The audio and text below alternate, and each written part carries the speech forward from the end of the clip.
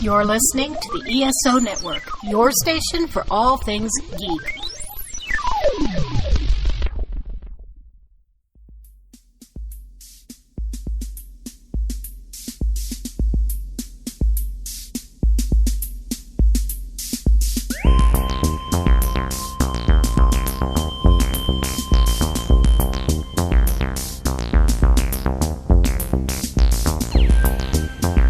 Hello, and welcome again to the Monster Sci-Fi Show.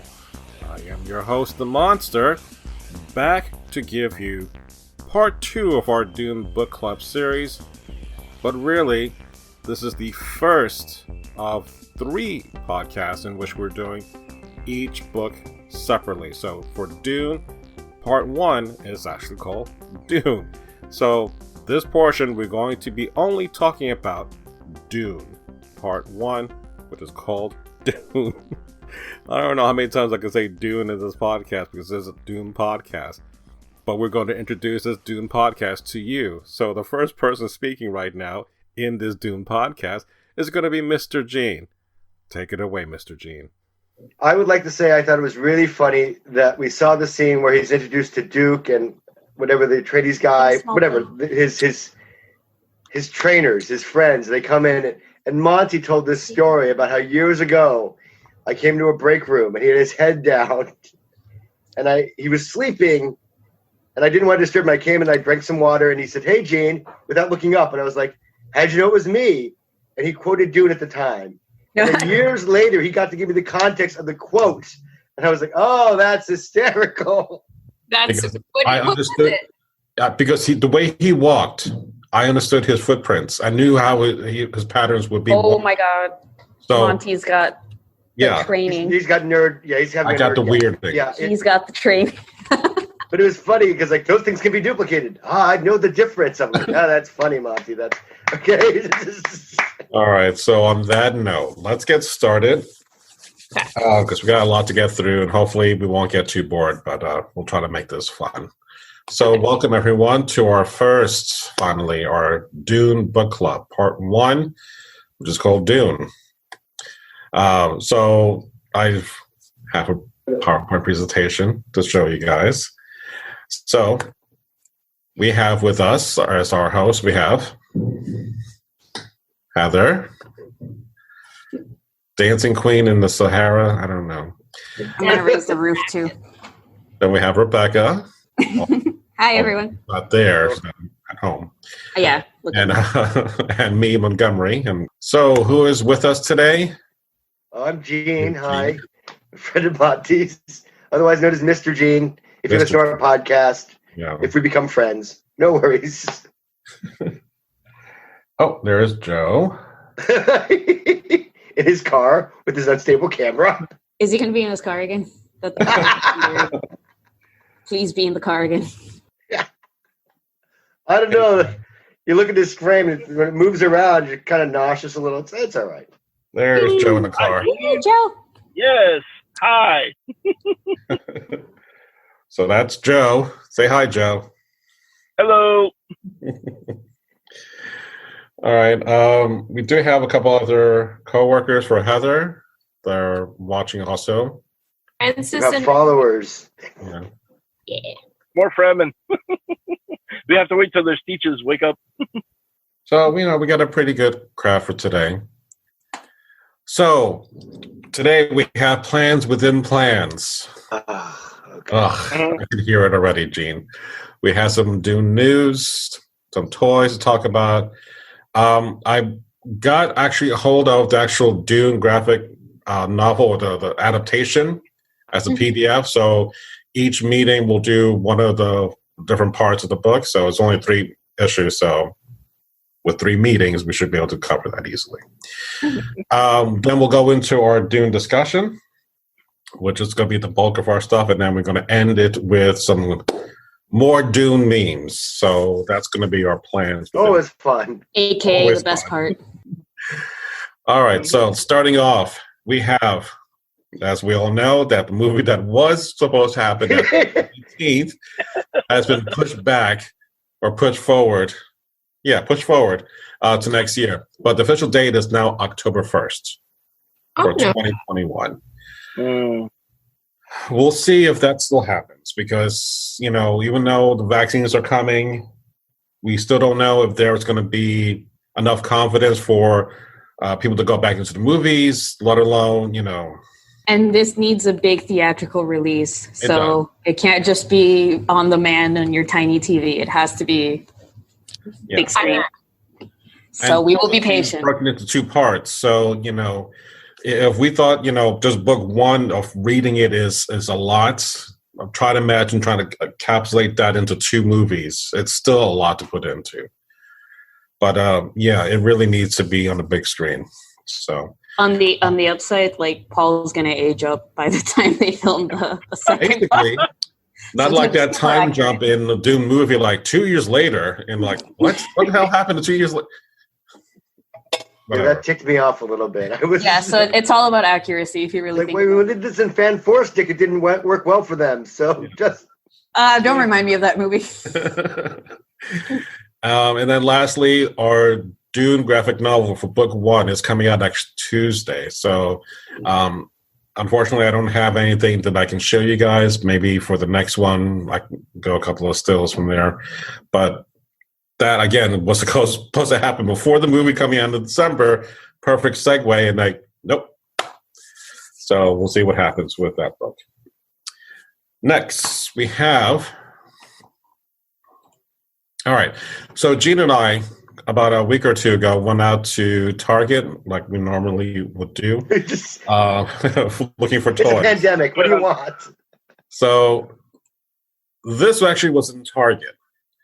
The Baron Harkonnen, it is huge. Like it's a foot tall, and it's heavy, and that's for $40. And I'm like, $40 just for one figure. And here's, Lady Jessica, right? And we have the Build-A-Figure. So you can see here's the Beast Raban's head. But when I look at it, I'm like, it's not to scale. So I'm like, why am I buying a larger figure with all the other regular action figures when it's not to scale? Like, not that I want to play with my toys, but if I'm playing with my toys, but if I did, make sure that they're all the exact same size and not like, it's not dwarfing them.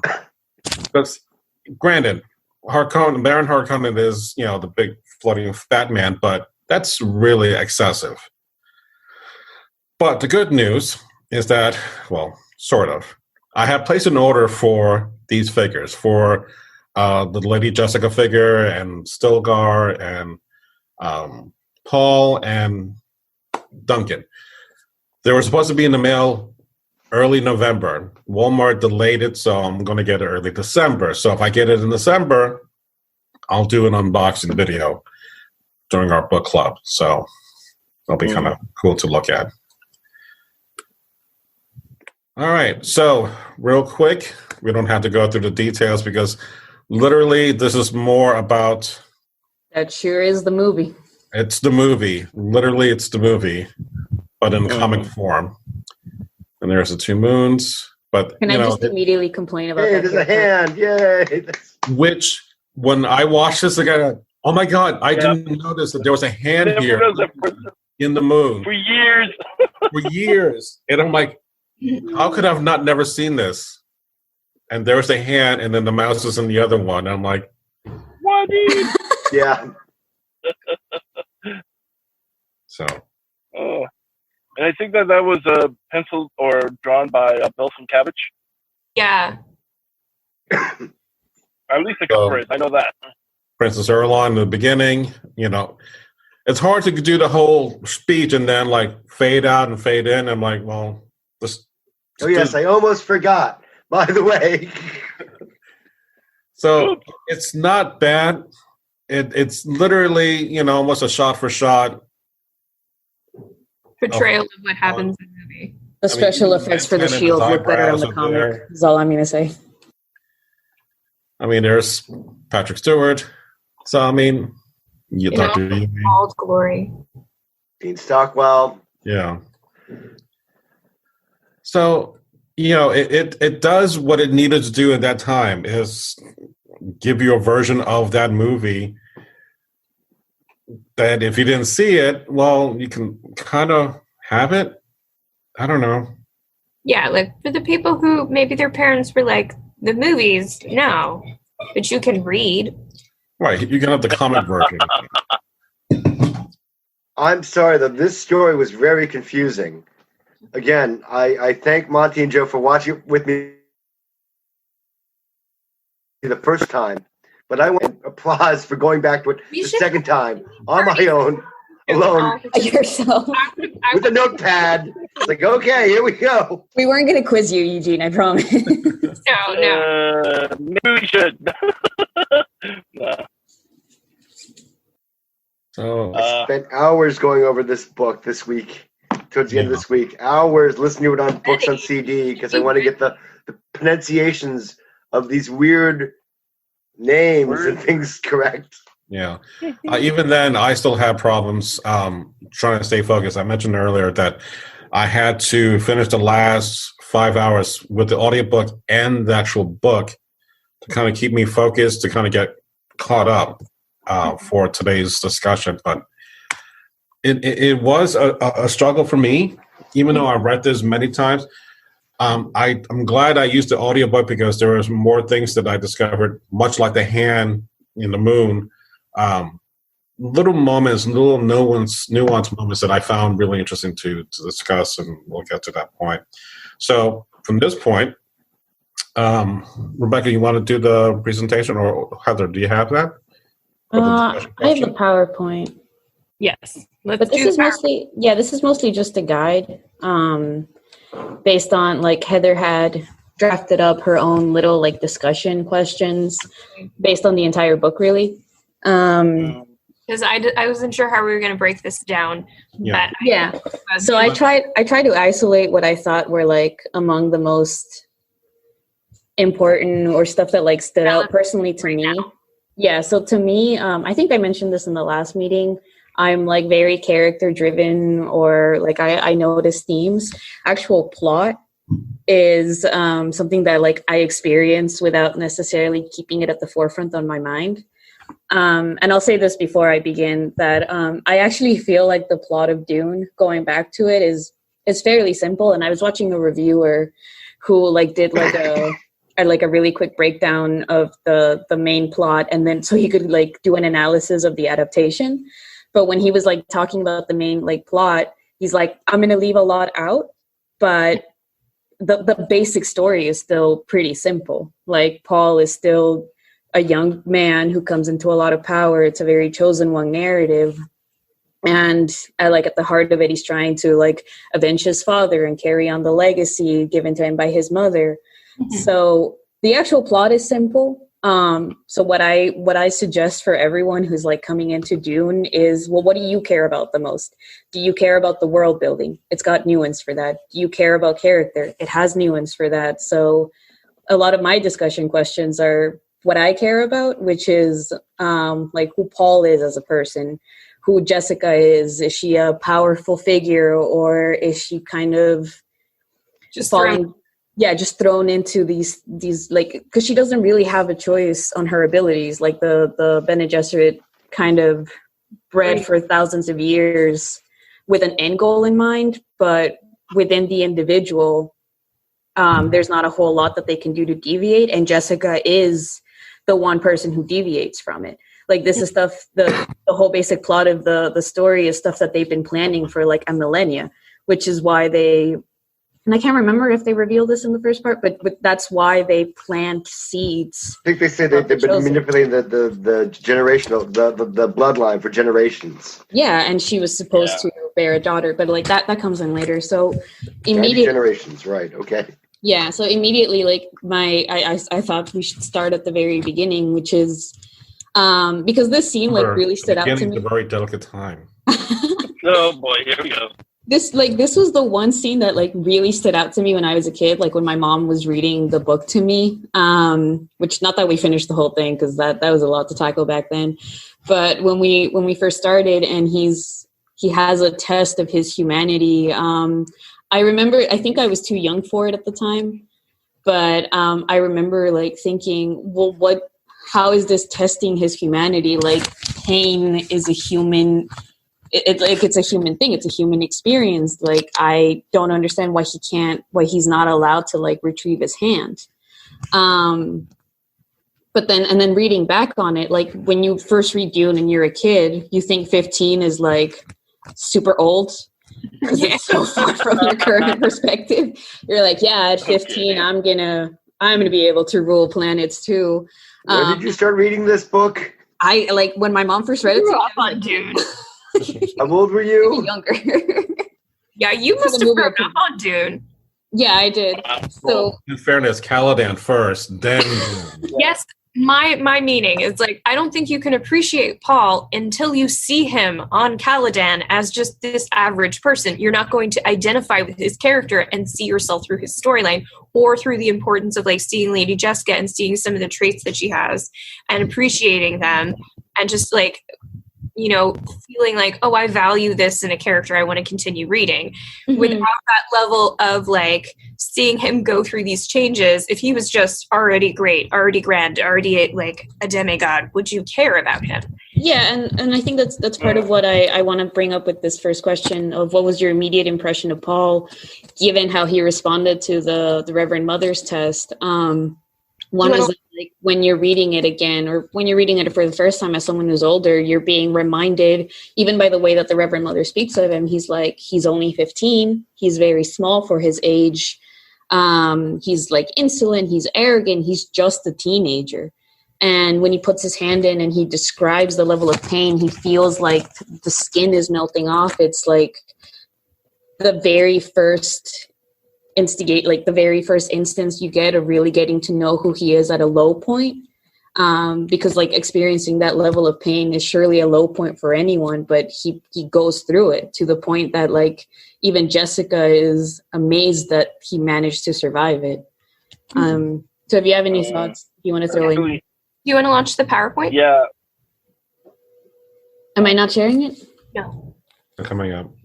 We see like a part, just like it's at the very top. It's got the little play button on the screen. Just It's playing for me. we're not seeing it. We're just seeing like Beginning. Let me see. Let me do resume share. You might have to stop sharing, Monty, because I'm still seeing yours. maybe that's what I'm seeing. Yeah, because I was like, I'm not quite seeing the discussion questions yet, and I know that you did it. Yeah. I was like, let's see your thing. Mine says my screen is sharing. Mine says I'm viewing Monty's screen. Yeah. There we go. Okay. I don't know. Now share it I'm again. seeing you, Gene. If it'll let you. But I think Folks, that disable participant screen sharing. isn't the scene written that like Make Becca the host so Hold that on. she can share. Hold on. Okay. Rebecca, try again. How's that? There we There go. you go. okay, there we go. All right, there we go. So that's my first question, if anyone wants to jump in. Well, hold on. Gene wanted to mention something first, or No, I thought that when during the test, when he puts his hand in the box, it's written that she's testing whether Paul is animal or human, because the animal would react instinctively or something, but the human would be able to overthink or control more of himself and be more rational. I thought that's what I got out of it. I mean, Herbert does address that, I think, in his writings about that, the difference between animal and human. But that's all I wanted to say about that, basically. Do you agree with the conclusion that a human should be able to like talk himself out of his instinct? Right, essentially. Yeah. I'm like, all right, that makes sense. I've seen that before. That makes sense. Yeah, I like the litany of fear that he like memorizes. That's always been like an important thing, like a nostalgic thing in my heart, because like the litany of fear, I feel like it's very meditative. I will not fear. Fear Right. is the Fear is the mind killer thing. The whole over me. Those are the I will remain. But yeah, no, I feel like it was a very important test. And do we see anything like this in our day-to-day lives? Do you think anybody could benefit from some tests like this? Which is my second question, if you want to launch off into it. Yeah, like do you feel like a politician should be put in a position where it's like, okay. Well, that's if they're human. Box. That's if they're human. Yeah. I would love to watch. Which is sometimes up to debate. I would pay for cable just for that. Well, I would say, like, this was how I phrased the question because it's my immediate thought when I was, like, reading the book and watching the movie, which is that, no, I would not pass it because I cannot talk myself out of pain, like, even in the moment, but I feel like there are psychological studies of like how your brain can adapt and prepare itself for pain, and like to some extent even anticipation can be registered as a more painful experience than like the actual pain that you'll live through. So if you're well prepared for it, I don't like, maybe it is manageable. Like if in the moment, if you can talk yourself into, no, this is going to pass, this is going to pass, this is going to pass. Especially with the threat of death right there. Yeah, that's the thing. You either pass or you die. So. Yeah, the alternatives, both of them are bad. And isn't Paul? Exactly.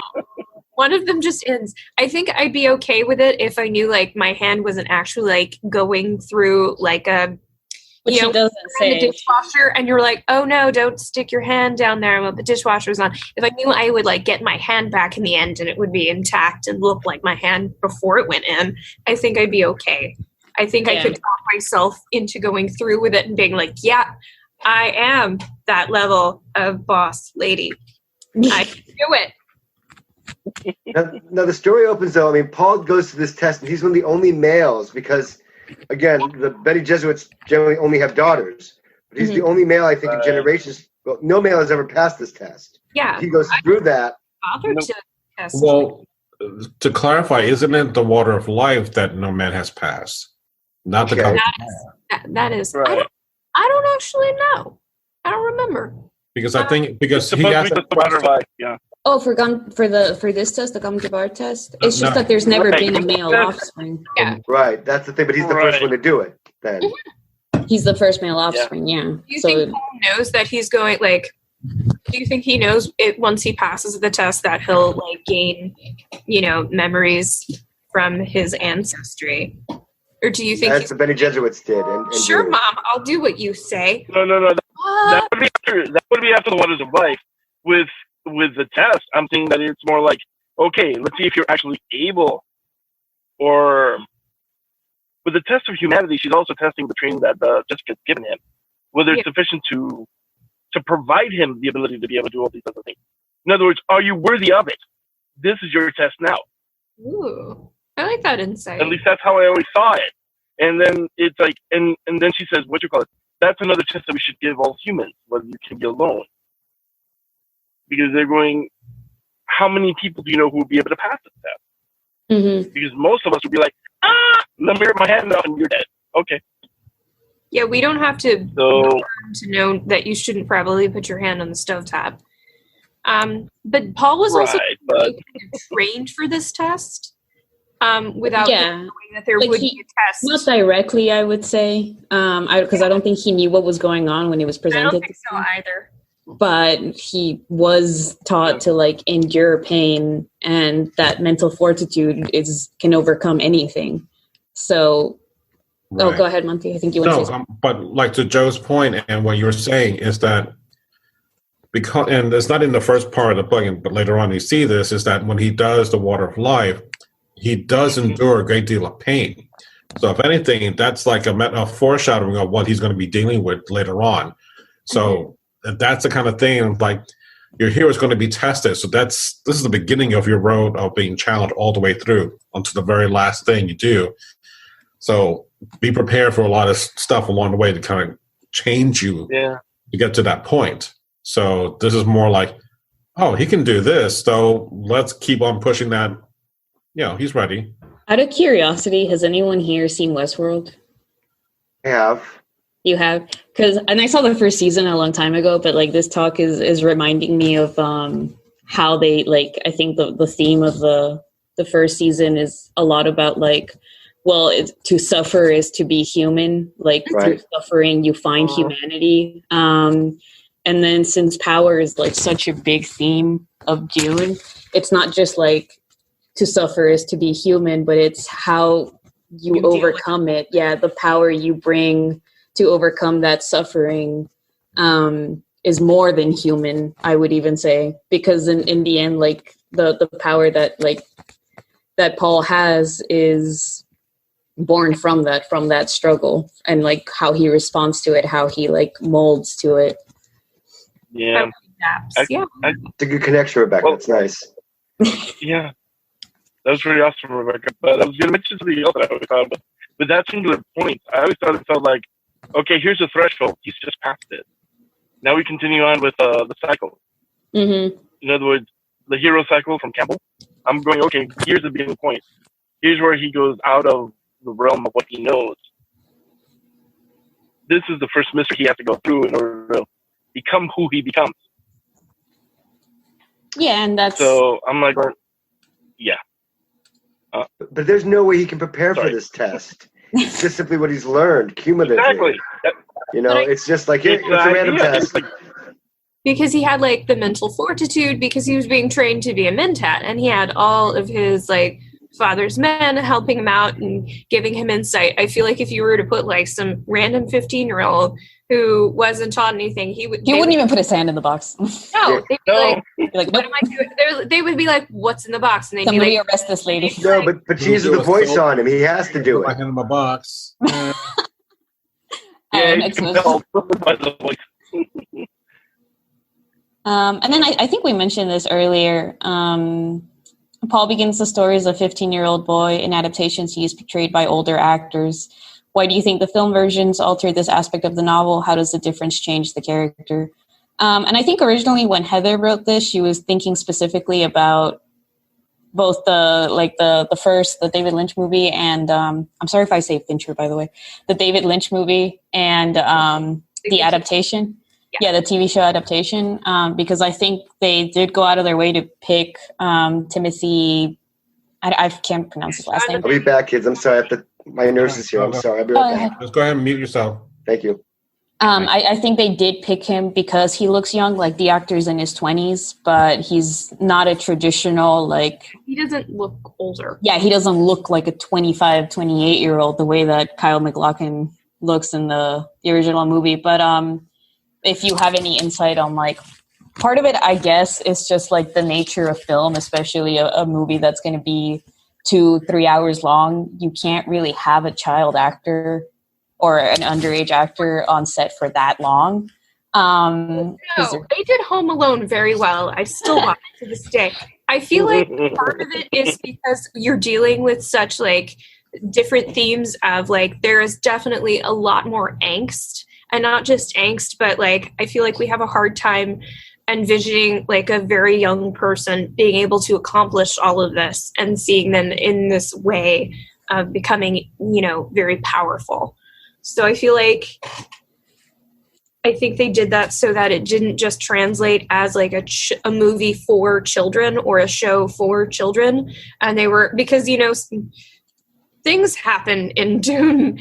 And I feel like it was trying to expand the audience, because I feel like a lot of people are going to be watching it. And when we first read Dune, we might have been 15-year-olds, but it grew with us. And so when we're watching it as adults, and we don't want to watch like a movie for our kids. We want to watch a movie for us. So I feel like it's the view of the audience. And I think that's why they might have changed like the age of the actors. We also see this in Game of Thrones. Like if you've read the books, everybody's super young, and then we see the film adaptation, like the TV show, and everybody is significantly older.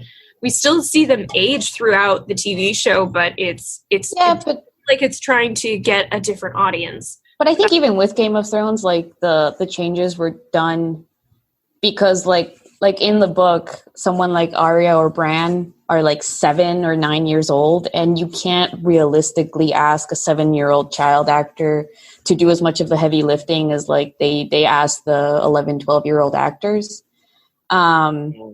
Did you not see the bear girl? What was her name? No, even her. She's 12. She's 12. Yeah, that actress is 12. Like that. There's a huge jump in maturity from 7-year-old to 12. She doesn't look 12. She's 12 though. Like, I can't remember. She's 12.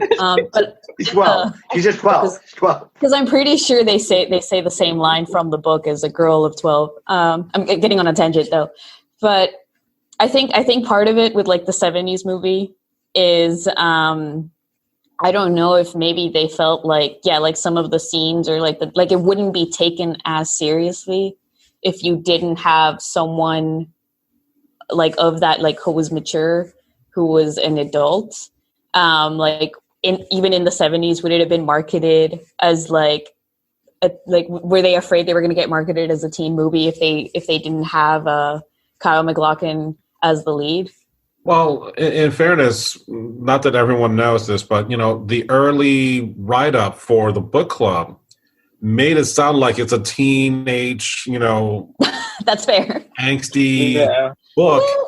It is angsty for an audience that is really not meant. I mean, I think a teen who is really into science fiction would get into this, but not because they're into like the Twilight, where you have, you don't have that issue. This is not that kind of book. Dune is not YA. But YA didn't really exist in the 70s. I'll give this the initial like marketing that we did. 70s, yeah. But the initial marketing that like the county did for this book club specifically, it's influenced by how like the sci-fi genre and like pop culture has changed over the last few years. Mm-hmm. So within the last couple of years, like the young adult market has been like, oh, you have a protagonist between the ages of 14 and 18, you're a teen book. Yeah, like, no matter what. So, but then you look at, because talking about Paul's age kind of reminds me of Ender's Game, where Ender's like 7 or 6 when that book begins, and he's a child.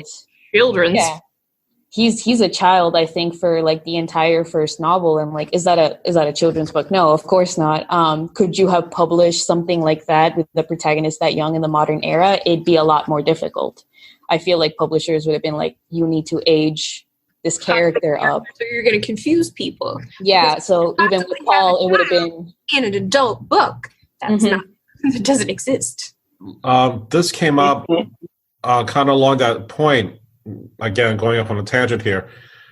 Anakin Skywalker as a young child in the first Star Wars movie. Mm-hmm. When George Lucas was planning to do this, there are people in his inner circle saying, you can't do this. You're going to ruin Star Wars forever. How can you make a movie centered around a boy? Even though we know later on what's going to happen. But is that any different from what we're seeing from here? Is that because I'm an adult now, I can't see myself as a 15-year-old or an 8-year-old back then? It could have worked. I don't know. I think this story, though, Dune it's such a rich mix of things, and it's really confusing. I had trouble. Again, I watched it with Monty and Joe, the movie, and I was like, I hate this because it's making me work for the answers. Don't judge the book on the movie. You know what I mean? I mean, this is my introduction. I dipped my toe into the movie, the Dune movie of 1984, and I was like, oh, this story's just, it's too much story for one short 2-hour movie-ish, and it didn't give, and the thing is that if you want it, though, here are the vittles, here are the wonderful secrets and the tale. Go find it, and the more work you put into it, the more you're going to get out of it. But to just understand it, the idea is that the movie's just the teaser. You have to read the book to get the whole thing out of it. More beneficial if you've read Dune before watching the 80s adaptation of it. Which was Joe's experience. Yes. I think. Yeah. Do you want to jump in, Joe? Yeah. I mean, Dune, as Dean just said, it's a mix of different experiences. One could say melange. But the overriding issue that I saw with the book, I'm not going, it's one of those books, it's designed to make you think. When Herbert wrote this, he was doing commentary on a lot of different things at the same time. He just wrapped it up in a coming-of-age story. We have politics, we have the human condition, we have humanity's effect on ecology, which I thought was masterfully done in the book. I mean, all the different considerations within it. just the entire concept of water, the way he honed in with just water, and with spice being this singular thing that if you take it away, the house of cards crumbles. So I guess that's what I really love about the book. It's not one of those books you read once and then put it away and never touch it again. Yeah, and it's almost like it was designed to be reread. Sorry, go ahead. Yeah, it is. It is. What I was going to say is I think I'll bring that back to this point in that it's important for Paul to be this young, to be 15, because at like the radical change that he's experiencing on like a galaxy spanning level is something that a 15-year-old is going to like feel more intensely, but also going to get like mold into it like significantly faster. Like he adapts to it in a way that somebody older probably wouldn't, but he also he doesn't have like years of perspective to really like have the fortitude. He only has his mental training. So later on, as you see like the weight of being a messiah like really weigh on him, like really affect him, remembering that it all began when he was just a child, I think kind of causes long-term impact to his character. And let me see. To that point, one of the things that I caught at the very end, there's not a whole lot of Paul in book one. Literally, there's the book test. I mean, the box test, and then he has this conversation with his father about the move to from Caladan to Dune, and he's just kind of in the background for most of the time. But when towards the end of book one, he kind of snaps at his mother. Mm-hmm. And it's kind of like that moment that when you stand up to your own parent, like, not saying like it's abusive, but I'm just like, there will come to be a point in which you realize how flawed they are. Himself. Yeah. And he kind of talks down to his mom, but to the point where you brought me here to Arrakis. Now I'm addicted to the spice and I can't leave, but you kind of knew that this was going to be your plan. So even though she kept saying, I did this for my Duke, I did this out of love for him to have a male child, he's kind of seeing behind the scenes like and calling her out. Yeah. And that's the thing that kind of like drew me really hard, that was that moment of him becoming that first step to being an adult, of just not going along with what being told, but I'm like, no, let me tell you what I see. And then that's the moment I'm like, there's the beginnings of Paul Muad'Dib really getting to be his own person. So I see this really dramatic shift from the beginning of the story to that first part of book one to really like, and again, I've missed that moment, just seeing that transformation in this book in a very long time, but it hit me hard. So it's really interesting to see that. Yeah, maybe the 15 may not be the ideal, but you get to that point in your life, you're going to have that moment, whether you're 15, 16, 17, whatever, you're going to make that dramatic stand. So anyone can relate to that. So that's why I think it would work. Yeah, the moment you realize your parents are flawed and maybe their choices were not in your best interest. Yeah, quite as perfect as they made it out to be. Yeah. All right. So this one I think we can... Traitor! We learned about that on page 25. So I kind of want to talk about the movie. His wife. He's like, I want her back. All right, wait, Heather, I'm going to let you loose in 1 second because I kind of want to take this back to like the decisions that they made in the movie. I'm going to read this really quick. We learn immediately that Dr. Yue is a traitor against the family. I'm not going to... I mispronounce a lot of things, so if I skip something, no question. Nobody pronounced anything. He pronounced it 3 different ways. Trades. Why do you think Frank Herbert revealed this piece of information early to the reader rather than just surprise us with it? And I kind of want to tie this into like the way that like the different character perspectives and the way that they tried to adapt that into the movie. Because Heather and I were talking about this, I think even with Jean, like right before we started. So, okay, Heather, go off. So much internal monologue. We know what everybody is doing and what everybody is thinking. So instead of allowing us to, as readers or the audience, to form our own opinion, we're basically being given in the movie. Yeah. Insight. I feel like I'm being initiated into this very cool club where I get to decide what I feel about it. I like Yui. I know he's a villain. I don't care. I love villains. I do. Because I see them as being more complex. Yui, it's not that he doesn't want to be loyal, because if he really, it feels like in a way he doesn't have a choice, but in another perspective, I feel like he did choose. He chose his wife and he chose himself.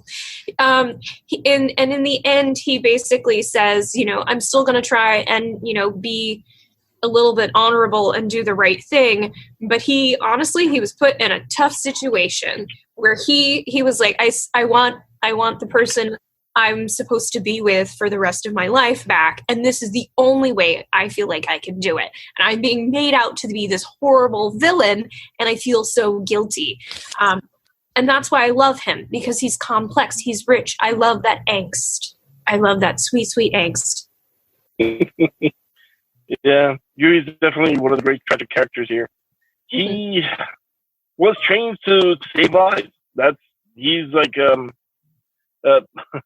in a weird way, the whole Suk school conditioning is the ultimate Hippocratic oath to do no harm. But as the Baron says later in the book, well, when you hear about the traitor, he goes, if you find the right lever, you can move any world. And he found the correct lever, which was Huey's love for his wife.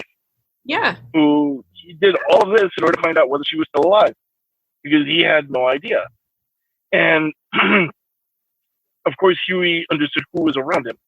He had Sulfur, who's a mentat, who's constantly looking for possible threats to the Atreides family. And he goes, well, Huey would be suspected first, but that magic Suk school conditioning gives him the free ticket. It's like, no, it can't be him. He's been conditioned. He can even operate on the Emperor without any issue.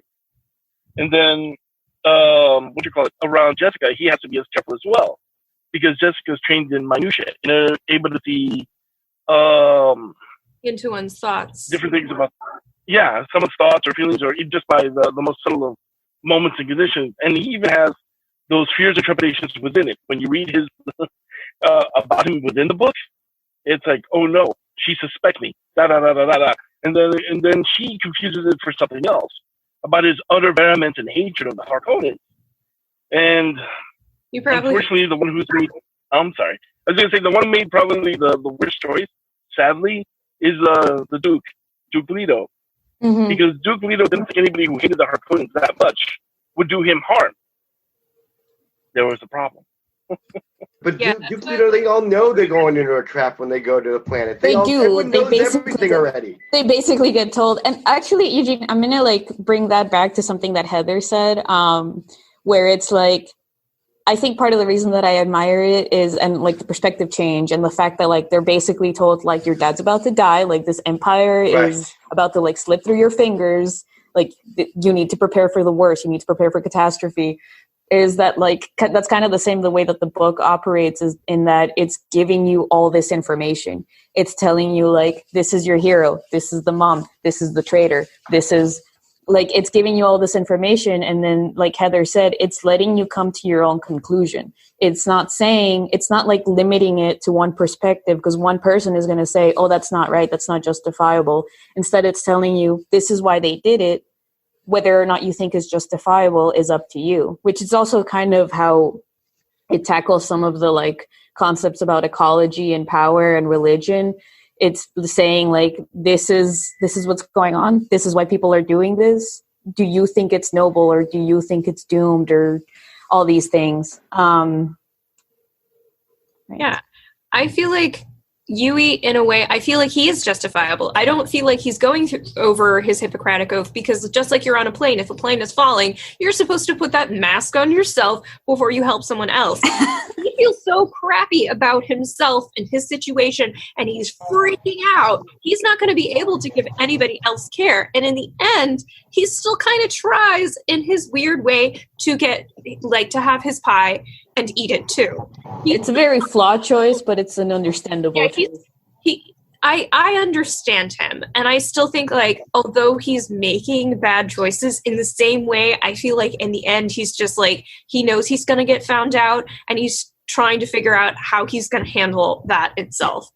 But I feel like I like a man who's like, my wife comes first.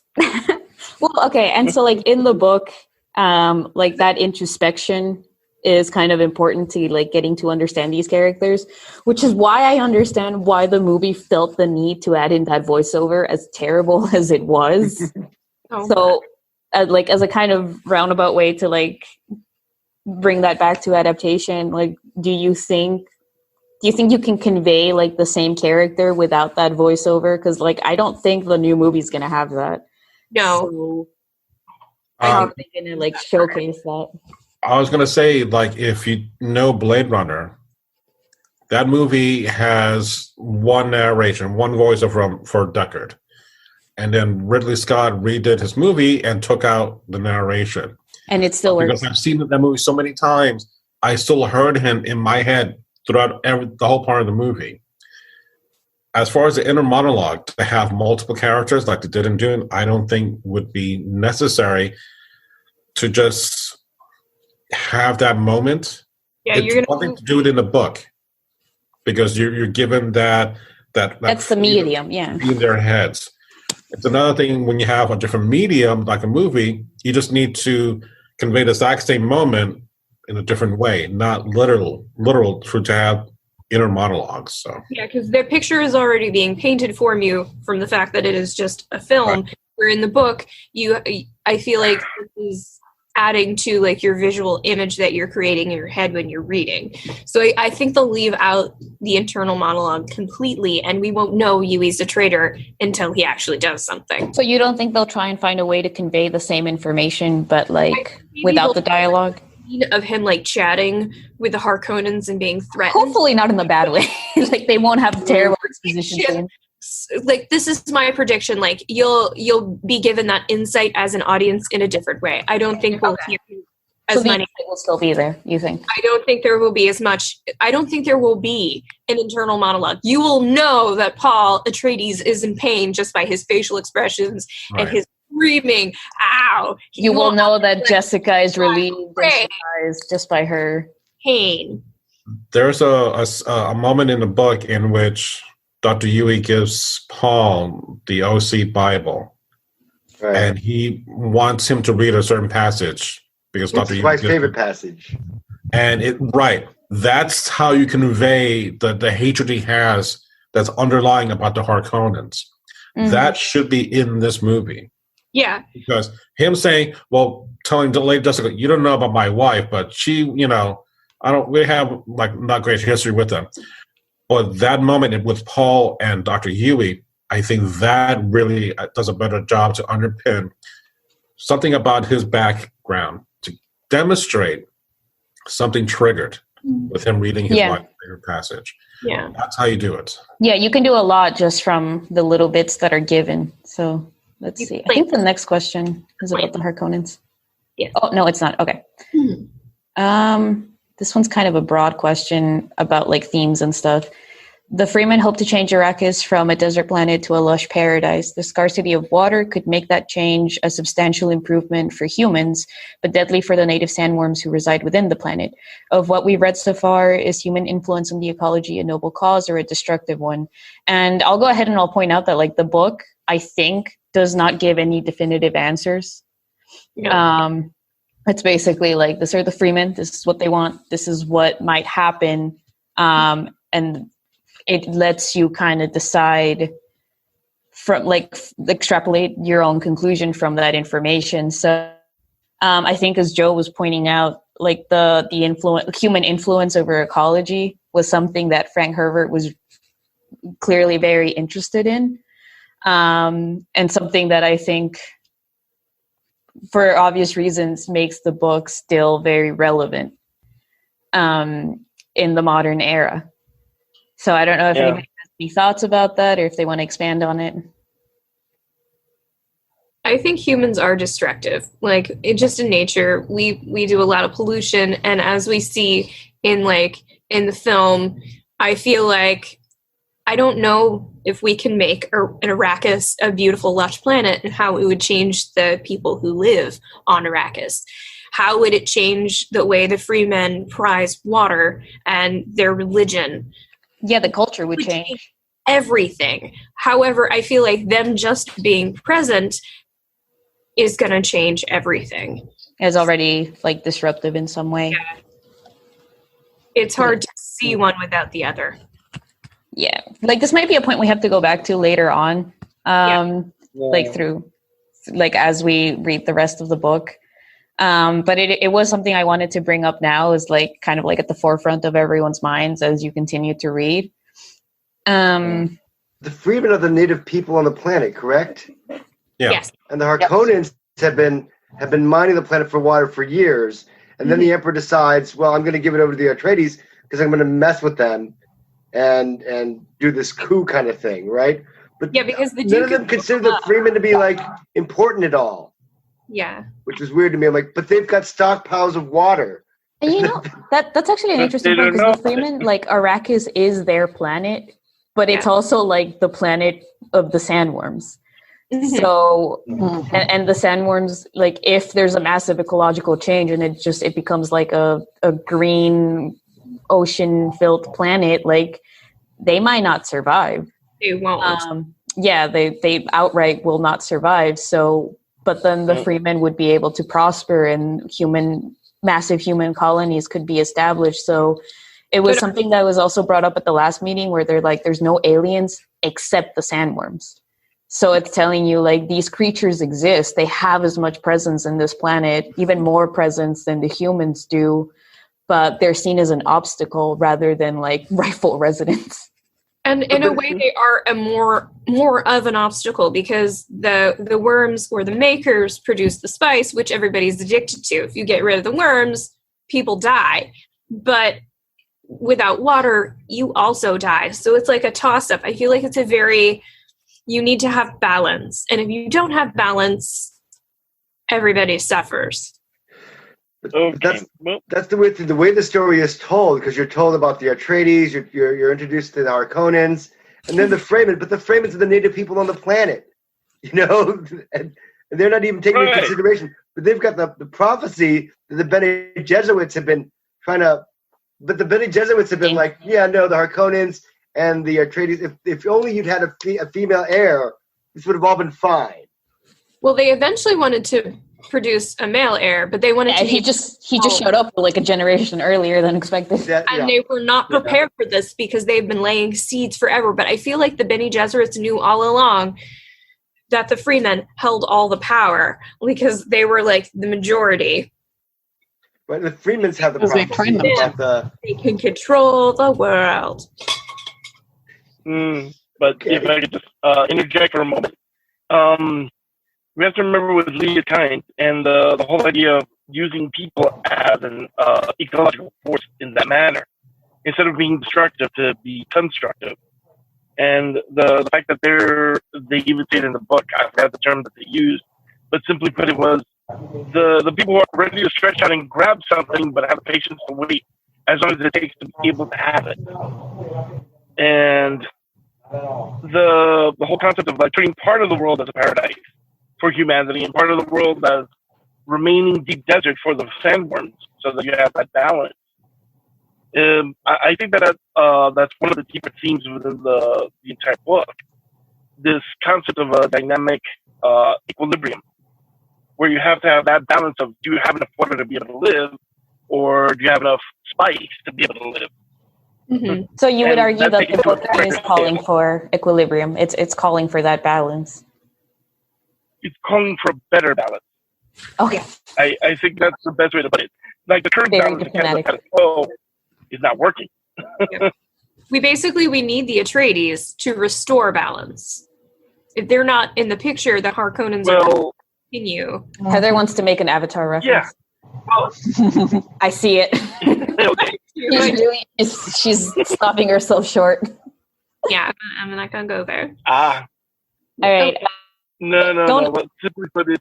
Just get some deeper things, but please continue. Well, I actually don't really have like a definitive opinion on the Harkonnens. At least not yet. I know. Heather's really offended. I'm saying this to bait you. They're gross. That's, when you read Sting, it was sexy. They're really gross in the movie in a way I was not expecting. I am still traumatized. I cannot believe you guys did that to me. like face. Oh God, like so many, and that acting is a condition. It doesn't make you evil, or does it? Anyway, this was a question that Heather had originally. I think I basically left it intact. Of what is your impression of the Harkonnens so far? Are they just evil? Are their actions so far justifiable? Like, what do you think? What's your opinion on our big baddies? Yeah, if you were to like see them from a different perspective and read from their storyline and not the other, and hear their like villainous cackle and their floating evil, which there's definitely like.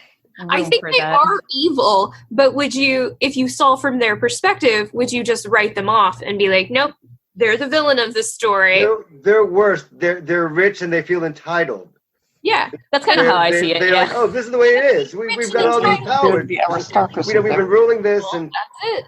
The Emperor's made a deal with us, and we're just going to crush the Harkonnens, and it'll be great, and we'll be back in power, and But in a way, just like the Atreides, they just want to do what's best for their house. And if that means like climbing the ladder and crushing people before they're able to climb past you. Is that really a noble cause? Is it inherently a noble cause to like want to do? Yeah, but I think it's value neutral, like in terms of morality. Yeah, like I know they're evil because I've read enough. It's like, okay. Conclusion reached. That's how evil works. How evil works. I went far enough. I've come to my conclusion. But when you're first learning about them, is there any part of you that's just like, I don't know, does this automatically make you a bad person just because you have acne, you happen to have red hair? Does this make you soulless? You're still going off the movie. Yeah. Yeah. There's a thing that self-interest, basically, though, the self-profit, and just keep their wealth and keep their power. It is all about self-interest. Concerned about, but they're not about helping the universe. I mean, they're worried about how the guild and everyone's going to see them, kind of, but it's not important to them. They just have their plans. Yeah, I think you can find traits admirable, but still say that they're kind of evil. Like, anyways, Monty, you want to say something? Yeah, there was a thing, and I'm not sure because I'm watching so many different things. Like the universe has a place for everything, and everything has a place. And they're seeing themselves like, no, we're here, Fremen are here. Here's our place, and that's their place. Yeah. And it's always been like that. Would you have like noble and justifiable characters without villains? Is there any redeeming qualities in the Harkonnens? I think that right off the bat, planning. A big surprise, a big thing. Paul reveals, you're Harkonnen, or Harkonnen, if we want to go with the traditional way we could pronounce it. Harkonnen. I like Harkonnen. That's how they said it in the movie. Harkonnen. Harkonnen has no emphasis. Harkonnen. I like Harkonnen. But the fact that Lady Jessica is the daughter of the Baron, obviously it's about enculturation. How you were raised does not make you evil. Mm-hmm. So she's really Harkonnen, but she's not evil. Her dad, he kind of is, the way how he acts and how he just treats the world around him. So again, it's you can have Luke Skywalker, who's the son of Darth Vader, who is still good, and Darth is not all that bad. So there's always good and bad in everything. Mm-hmm. But it's just a matter of how you look at someone's background.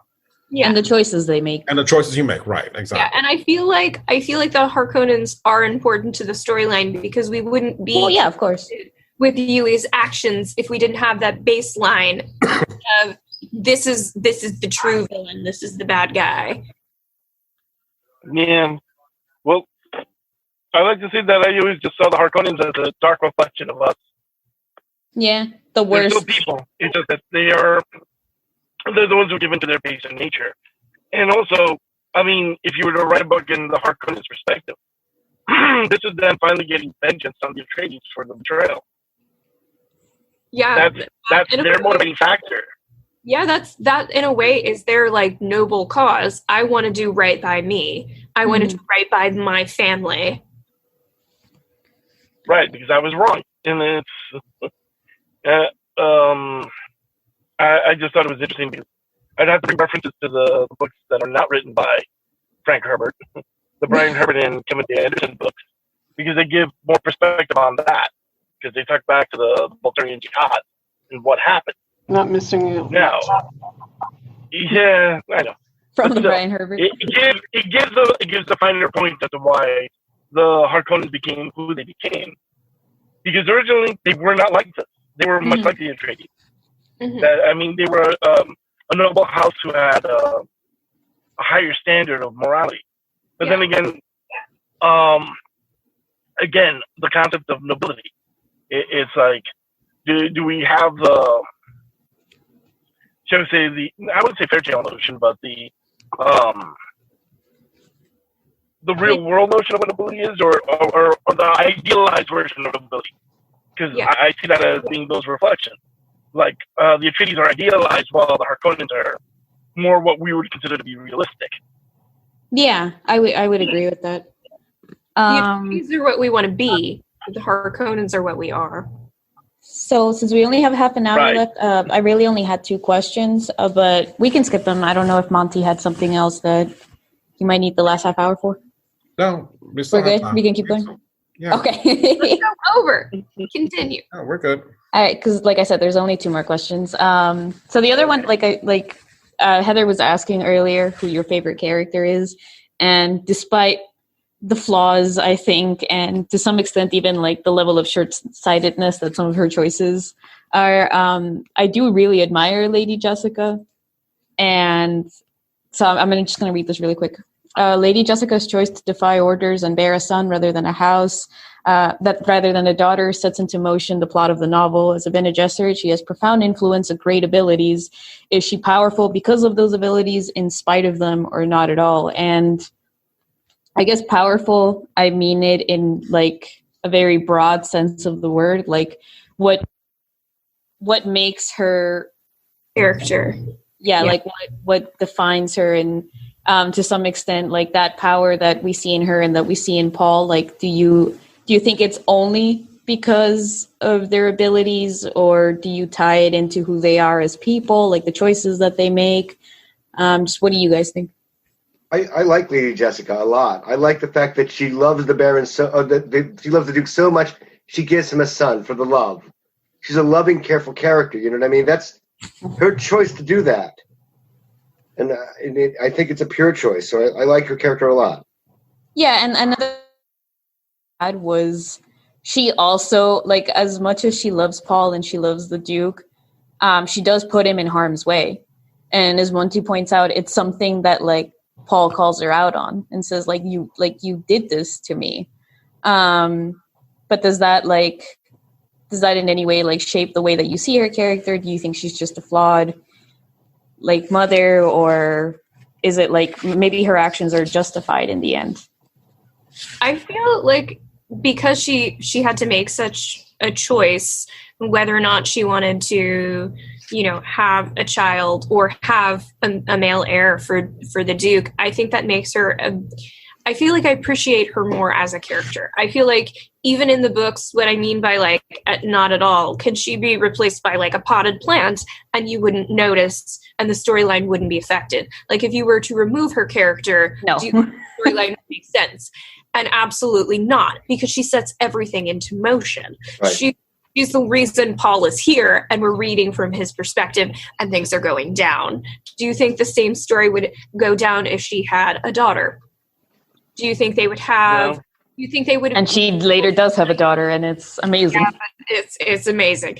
But do you think they would? I use the word creepy. Okay, go ahead. And no doubt, they're synonyms. Drinks the water of life, becomes fully born. I'm like, oh God. What? I love her daughter. Like the whole family is just. You should wait until the later books and then make that comment. But like, spoilers. Comment. Just keep reading. Just keep reading. Okay.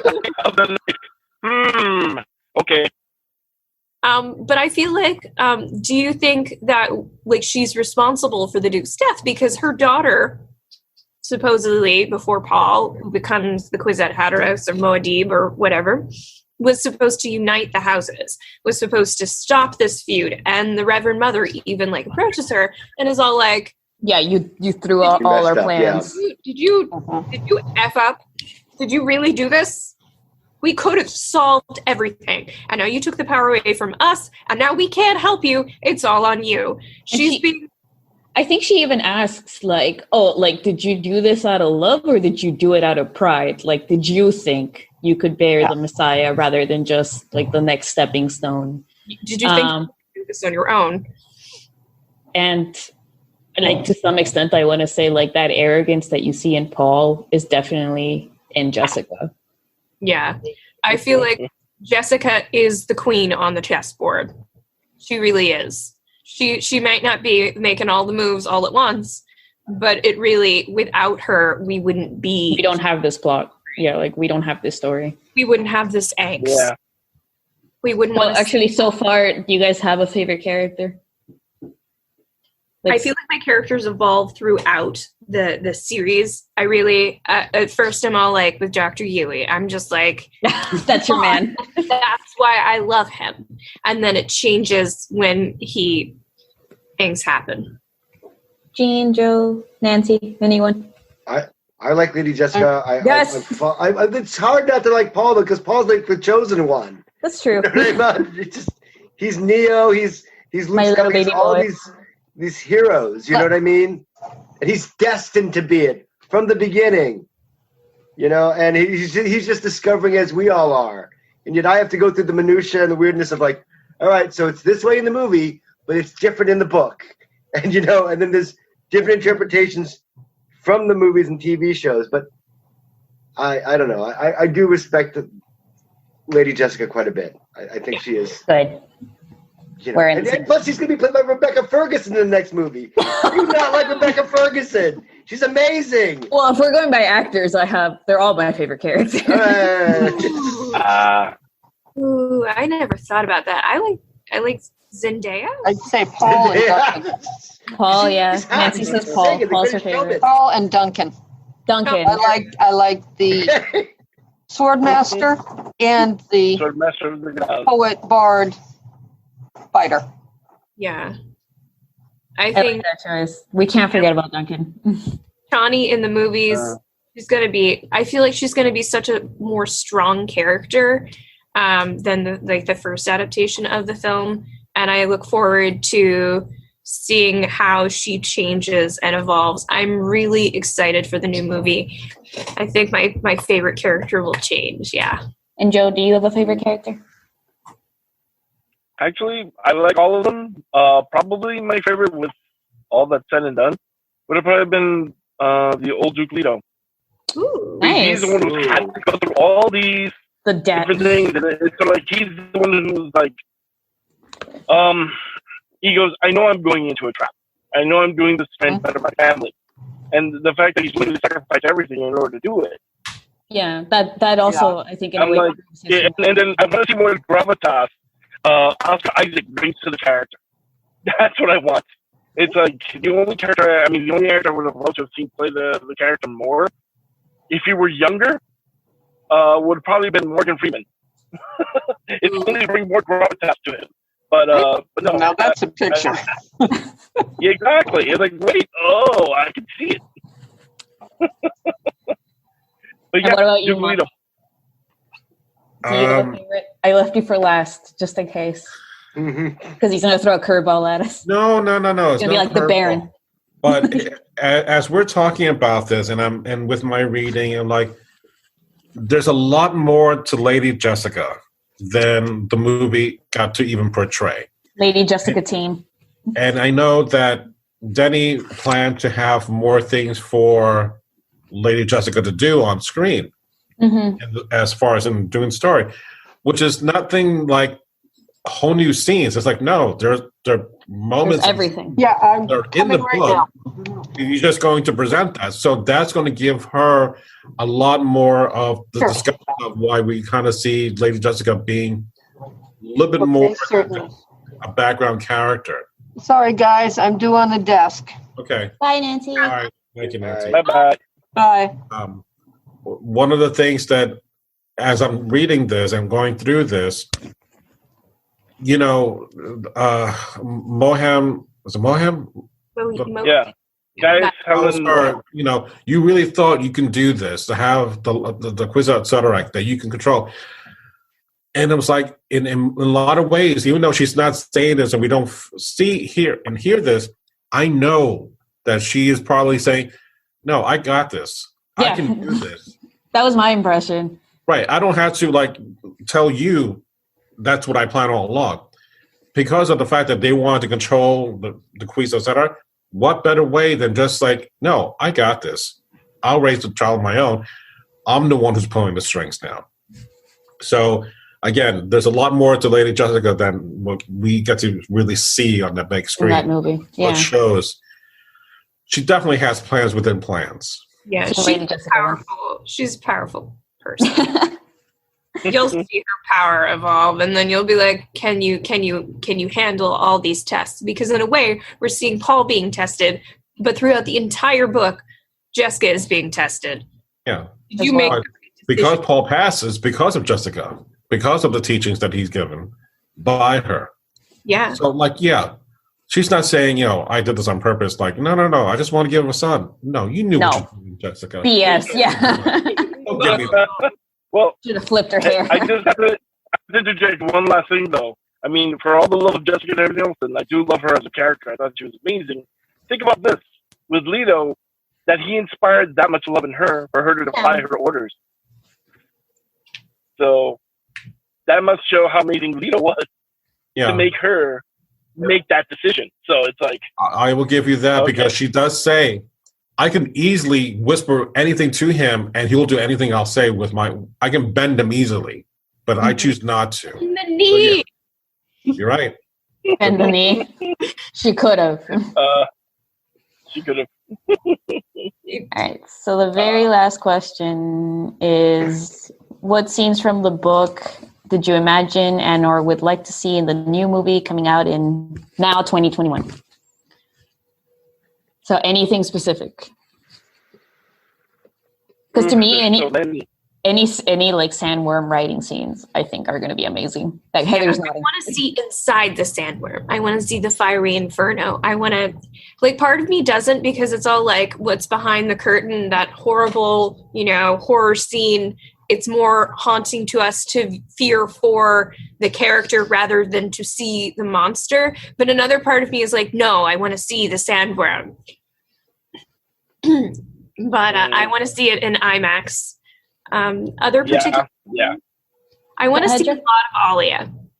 I want to see her. Her character is so rich, and I want to see her interacting with Lady Jessica a little bit more as she grows up. Joe, are you going to add something? Oh, of course. Actually, one thing that I really would like to see would be the full version of the interaction between Lady Jessica and the Shadow Mate.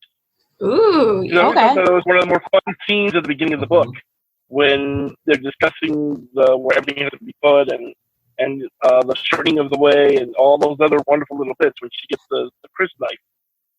And I always thought that was such a cool scene, and I'm like, gee, you're getting 2 seconds of it in the Lynch movie. Hello? But all right.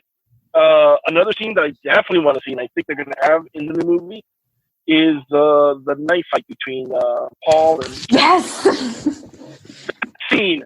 Because I think that's the scene where he finally is a full adult. Mm-hmm. When he has that... Showcases, Right. That's when he's like saying, okay, I'm no longer a boy. I've taken away all those responsibilities. I'm now a man. I have to take care of my responsibility. And... it's like, okay, you have to let go of your childish ways, so to speak. I would just like the shields. Like, speaking of fight scenes, I would like the shields done well because I don't know what that was.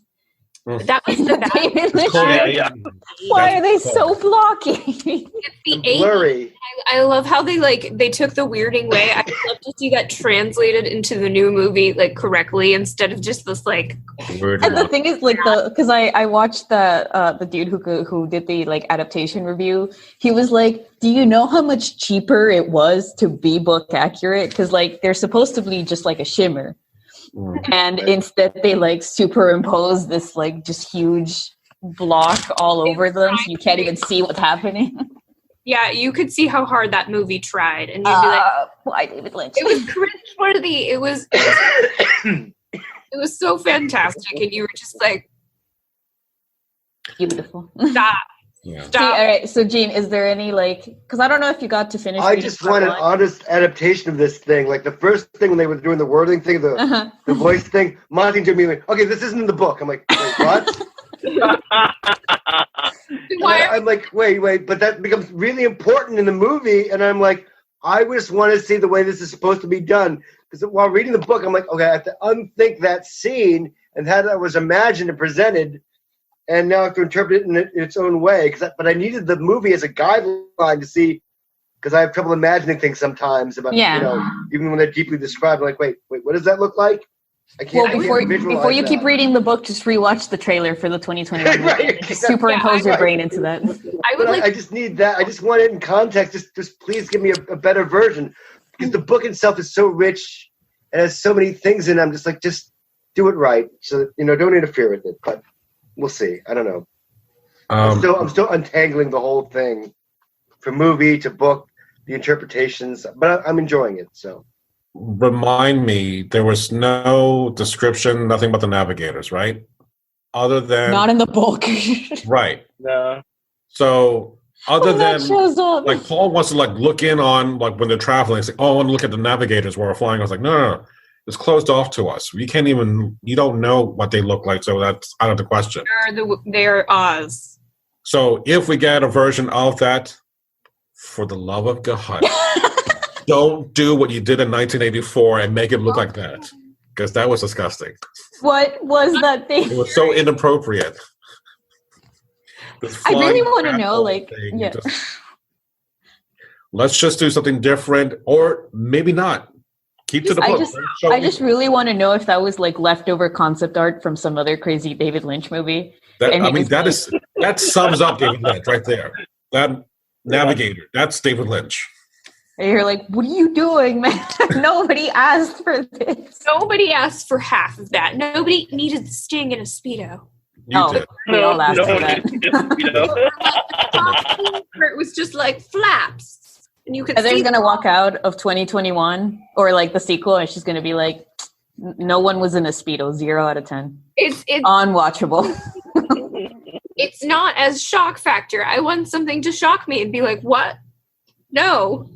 I hope for some reason that they decide to maybe make a part 3, because I feel like the more time that they have to explain little things, I think the better, but I don't know. We'll see, because that movie has to have been really expensive to make. I don't have the budget pulled up here somewhere. I don't know if they'll get to tackle more of the story, but so long as they cover the first book, I'm going to be I feel like happy. I feel like the first book ends in a way where I feel like it was wrapped up well. In terms of Paul's story, you would definitely need movie 3. May I just share with the class that I was watching the movie, and there's a scene where Paul and Lady Jessica have just escaped, and they're on the ground, they're running around, and he's like, I'm going to set off the tumbler, whatever it is, the vibrating thing. God. But if we walk without rhythm, we won't attract the worm. And it immediately flashed to my head the Fat Boy Slim song, Weapon of Choice, that I've been listening to for years. That I had no idea that you have to make that edit now. From that movie. And I was like, oh my gosh, if you walk without rhythm, you won't attract the worm. It's from Dune. You have to make that edit now. So we have.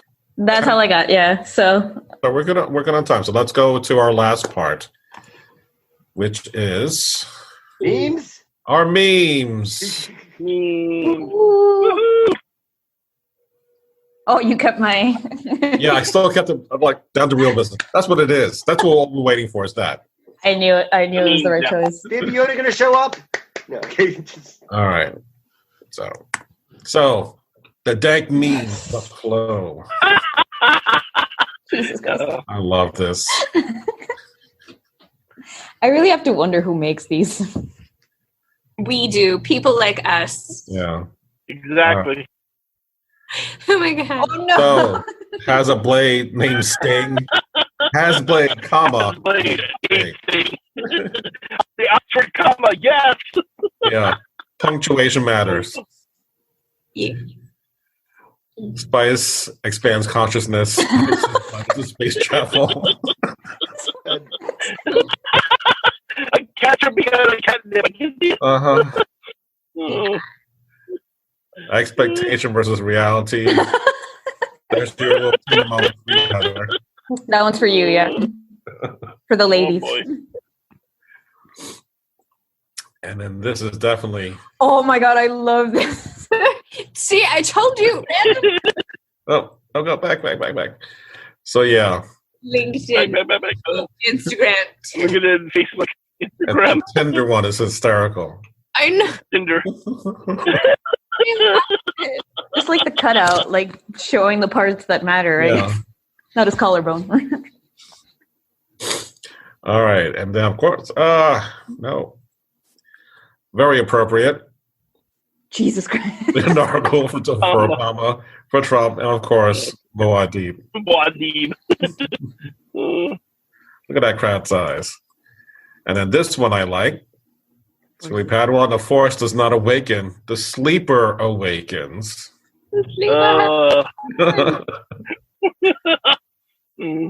My favorite line coming up. I'm not in the mood. Mood's a thing for cattle and love play.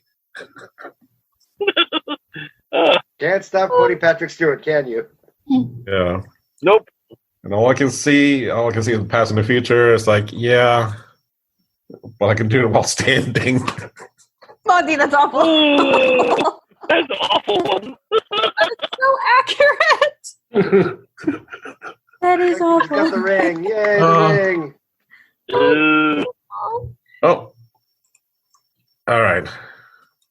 Now, of course, in today's environment, for sure, Paul will be wearing a mask. Well, on the bar. We're too close. Oh my god. Make America. Yes. Not to get too political here, but yeah. In a non-political way, I will say his Yeah. face photoshopped perfectly into that. So It looks. So, Yeah, do not try. try. Okay. poor eyebrows. Caterpillar brows. Poor eyebrow man. Oh, no. One day I'll get this. We've got, And then doing the classic Jaws poster. That actually looks really cool. Yeah. And David Lynch said, make it slow. Oh my god. This one I love for years. IR Dune class.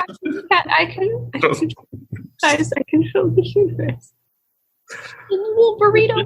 And then one last meme. I promise.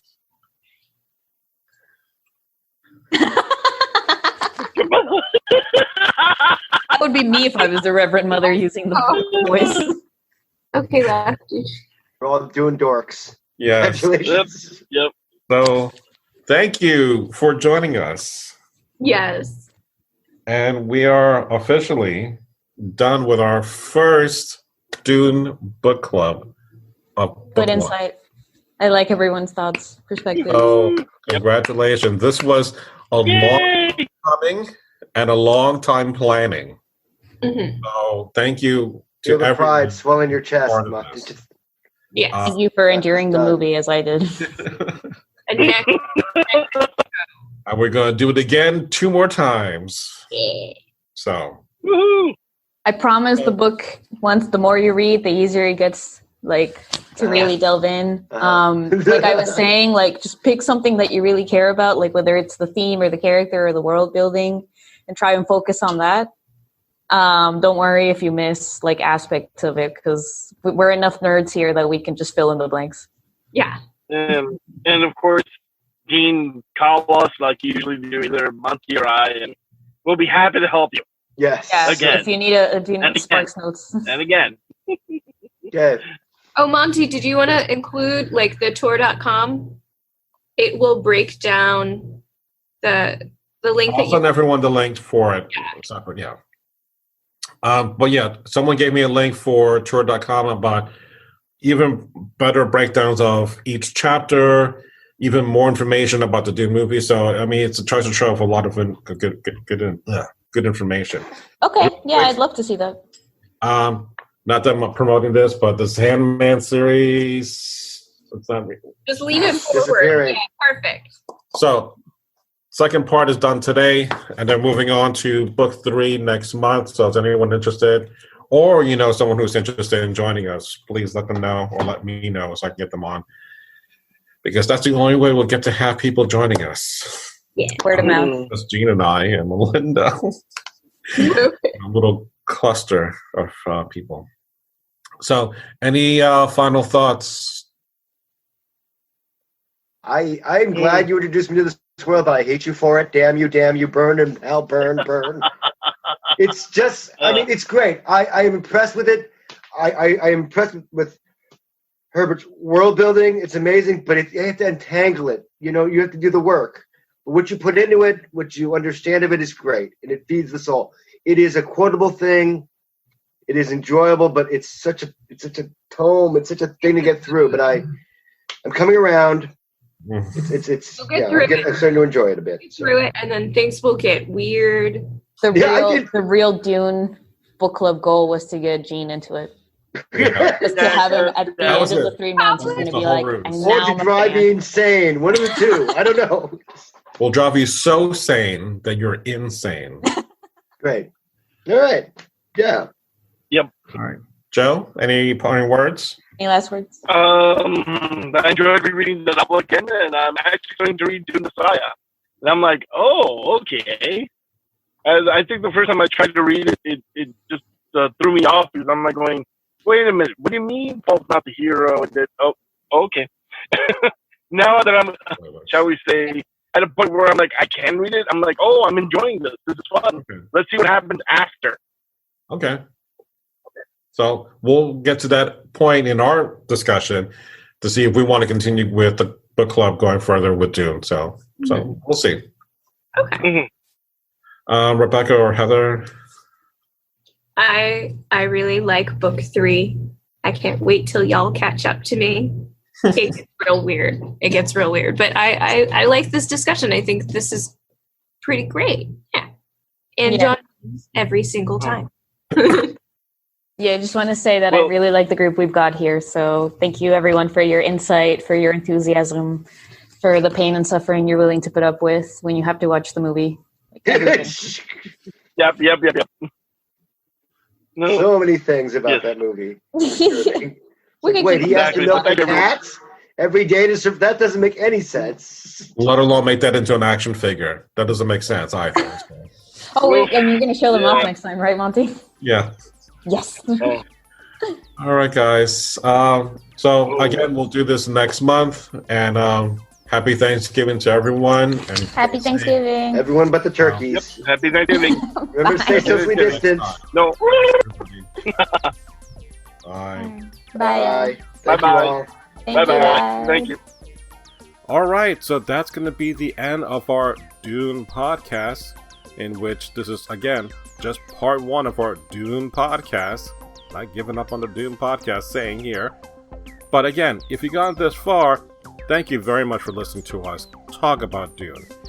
And again, I'll be releasing part 2 and 3 in the next couple of months.